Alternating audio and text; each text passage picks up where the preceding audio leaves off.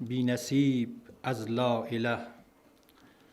در حرم زاد و کلیسا را مرید، پرده ناموس ما را بردرید. اندرین ره تکیه بر خود کن که مرد، صید آهو با سگ کوری نکرد. آه از قومی که چشم از خویش بست، دل به غیر الله داد از خود گذست. تا غلامم در غلامی زاده ام، ز آستان کعبه دور افتاده ام. چون به نام مصطفی خوانم درود، از خجالت آب می گردد وجود. عشق می گوید که ای محکوم غیر، سینه تو از بتان مانند دیر. تا نداری از محمد رنگ و بوی، از درود خود میالای نام او. مسئولین بزرگوار، جناب عالی قدر وزیر مبارک امور مهاجرین، مفتی صاحب بزرگوار و علامه افغانستان جناب ذاکری صاحب، معین فهیم و اندیشمند وزارت اقتصاد جناب نظری صاحب و شیخ صاحب بزرگوار معین وزارت زراعت و رئیس مرکز رسانه ها جناب مفتی صاحب سمنگانی، معاونین بزرگوار و رؤسای زحمتکش اداره تعلیمات تکنیکی و بزرگواران و اصحاب رسانه، اعم از خواهر و برادر و همه شما بزرگواران حاضر در تالار، السلام علیکم و رحمت الله و برکاته. برای همه تان خوش آمدید میگویم. الله متعال همه ما و شما را در این صدقه جاریه‌ای که امروز شروع میشه و در دسترس اطفال و در دسترس شاگردان ما و شما قرار میگیره، الله متعال همه ما را در این صدقه جاریه سهیم بگرداند. دوستای عزیز و نهایت گرامی، اداره تعلیمات تکنیکی و مسلکی در کنار وزارت محترم معارف و در کنار وزارت محترم تحصیلات عالی یکی از ادارات مهمی است که آموزش و تربیه اولاد ای وطن را به دوش دارد. تفاوتی که این اداره با وزارت محترم تحصیلات عالی و وزارت محترم معارف دارد این هست که در این اداره 70% دروس آن عملی می باشد، برخلاف وزارت تحصیلات عالی و یا وزارت معارف که اکثر دروسشان تئوری و نظری است. اداره تعلیمات تکنیکی دارای 4367 نفر استاد اعم از برادران و خواهران و دارای 6850 نفر تشکیل می باشه که برای 382 مرکز در سراسر افغانستان و برای 64,000 شاگرد تعلیم میده. اداره تعلیمات تکنیکی و مسلکی هدف اصلی از او تربیه منابع بشری متخصص و حرفه‌ای برای بازار کار، ایجاد اشتغال و زدودن فقر است که متاسفانه این اداره مانند دیگر ادارات ما در طول سالیان دچار فراموشی بوده و یا سهلنگاری بوده. به طور خلاصه چند روز پیش در هرات ما در یک صنف رفتیم، صنفی که یک استاد عزیز برای شاگردان تدریس میکرد. مضمون پشتو بود. وقتی کتاب را از استاد گرفتم برایش گفتم که سطح تحصیلات و رشته تحصیلی شما چیست؟ سطح تحصیلات لیسانس و رشته تحصیلی ادبیات زبان پشتو. اما جالب ای بود که یک سطر پشتو هم خوانده نمیدانست. یعنی هر کار کردیم یک خط هم پشتو نتوانست درس داده. با خود گفتم سالیان سال دوستای عزیز زیاد انتقاد میکنه که در امارت اسلامی افغانستان متخصصین وجود نداره. 20 سال متخصصین ما چه کار کرد؟ در وزارت معارف این نفره که فعلا در سطح لیسانس است به این چی آموخت از نظر مضمون پشتو؟ چطوری آدم کامیاب شد؟ در وزارت تحصیلات عالی چگونه مدرک لیسانس را از زبان ادبیات ادبیات لیسانس پشتو گرفت، در حالی که پشتو خواندن یاد نداره. و اداره تعلیمات تکنیکی چطور این آدم را آورده در صنف پشتو مقرر کرده که پشتو درس میده، در حالی که بازم پشتو یاد نداره. هر سه نهاد در خیانت و در جرم شریک بودن. هر سه نهاد بیکفایتی و غفلت کرده. این سرگذشت و سرنوشت ما و همه شماست. به طور خلاصه میگم، گپا را طولانی نمی کنم، که روزهایی که ما در اینجا به سرپرست مقرر شدیم، اولین چیز ما دید و بازدید از مراکز بود.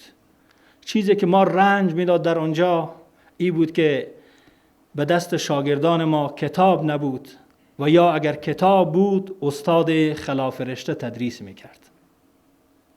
و از اون روز تصمیم گرفته شد که باید این دو نقیصه رفع بشه، که الحمدلله ما تمامی اساتیدی که درخواست استخدام میدن ما خلاف رشته است، مثل سالهای قبل دیگه مقرر نمیشه. استاد انجینری در اداره تعلیمات تکنیکی 8 سال مضمون زراعت را درس داده بود در پروان، اما دیگه انشالله این تکرار نمیشه. کتابی که چنانچه که جناب عامر صاحب گفت در طول 2 دهه این اندازه کتاب چاپ نشده بوده، که الحمدلله امروز به تعداد 400,000 جلد کتاب ما و شما شروع اونها را افتتاح میکنیم و در معرض دید شما قرار داده و انشالله در دسترس محصلین گرامی ما در سراسر افغانستان این کتاب ها قرار میگیره. دستاوردهایی که اداره تعلیمات تکنیکی در مدت کم داشته، همیشه ما و شما کمبودی ها داریم. این افغانستان هست، جایی است که همه کوشش میکنه یک کس مقرر بشه.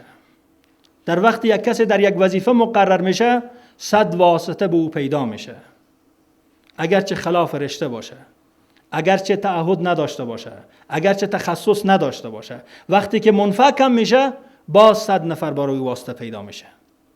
فلذا میبینیم همه جا مشکل هست، در همه ادارات مشکل وجود داره. اما ما کاری کردیم که برای کسانی که ظرفیت و استعداد نداشت، حتی مربوط به اداره ما هم نبود، الحمدلله تا به حال در حدود 2000 نفر ما در بخشای اداره و حسابداری و مدیریت و انگلیسی که هلمند شما ببینیم که محرومترین ولایت بوده، الحمدلله تا به حال 800 نفر فارغ شده از هلمند. و یک دستاورد بسیار بزرگی برای نظام اداری ما و شماست. به خاطر اینکه در افغانستان ما بعض کسای یاد داره، کار بلد بودن. در طول 20 سال کسانی که بر این ملت حکمرانی کردن، در تخصص از اونا شکی وجود نداشت، اما چه کار کرد؟ کاری نکردن. این کتاب هایی که امروز چاپ میشه با سرمایه و بودجه فقیرانه امارت چاپ شده، اما سالهای سال حتی برای چاپ یک عنوان کتاب $3.5 لک مصرف میشد، بازم جایی به جایی نرسیده. اونا کار بلد بودند اما کار نمیکردن. ما کوشش کردیم که با او دوستانی که مخلص و متعهد هستند به نظام خیش، به وطن خیش، به اونا کار را یاد بدهیم. دومین دستاوردی را چنانچه که سومین دستاورد بزرگ اداره در مدت بسیار کم، چنانچه که عامر صاحب گفت، 2 مطبعه بسیار مهم اداره بود. مطبعه‌ای که در خود اداره وجود داره که در یک روز ما 20,000 شهادت نامه را چاپ کردیم و مطبعه دوم مطبعه خط بریل که به نام تفسیر شریف در روبروی شما قرار داره، تنها مطبعه بریل در سطح افغانستان است که در طول سالیان غیر فعال بوده، الحمدلله فعلا فعال شده.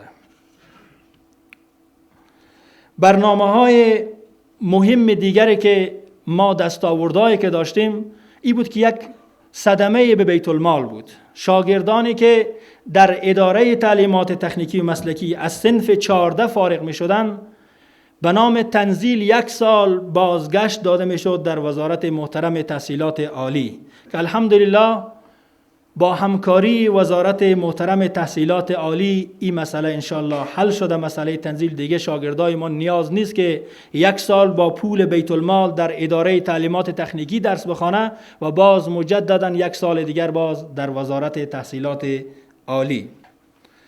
برنامه‌های مهم اداره تعلیمات تکنیکی در آینده انشالله: 1. ایجاد انستیتوت‌های در کنار پارک‌های صنعتی که اولین سفر ما از هرات شروع کردیم و طبق نیازمندی‌های صنعتکاران ما و بازار کار انشاءالله رشته‌هایی که اونا درخواست میده طبق نیازمندی اونها انشاءالله ما گام‌های اولیه را برداشتیم که طبق نیازمندی اونها در کنار پارک‌های صنعتی انستیتوت‌ها ساخته بشه. ایجاد کمپلکس‌ها در زون‌ها.